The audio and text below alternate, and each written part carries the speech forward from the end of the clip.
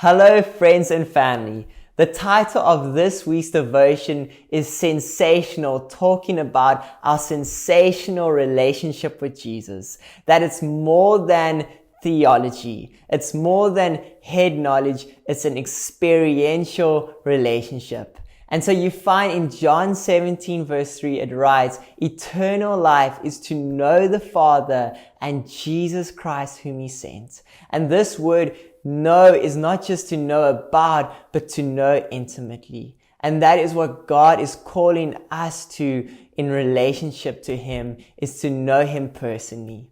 And so therefore, I'll be sharing with you on touch, as there's this personal relationship with God and we get to experience His touch in our lives. And so you find in 1 John 1 verse 1, it writes, that which was from the beginning, which we have heard, which we have seen with our eyes, which we have looked upon and our hands have handled concerning the word of life. And so do you see what John is describing is a sensational relationship with Jesus, where we hear His voice, where we see His face, and we experience His touch.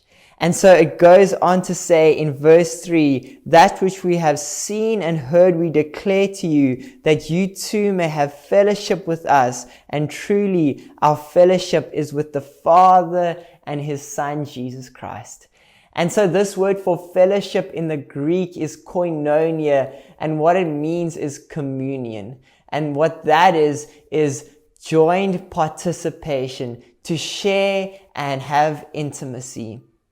And so this is the relationship we experience with our brothers and sisters, but not just that, with Jesus Christ Himself, where we get to experience joint participation, where we get to experience intimacy with Him. And so each one of us are wired differently and have different love languages.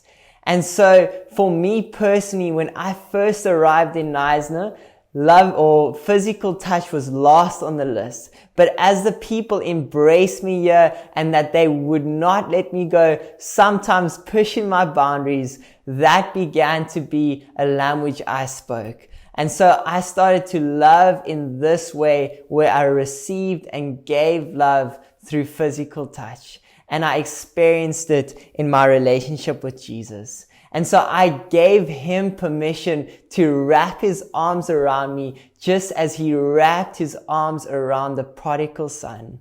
I began to allow Him to wash my feet, just as He washed His disciples' feet and got into the crevices.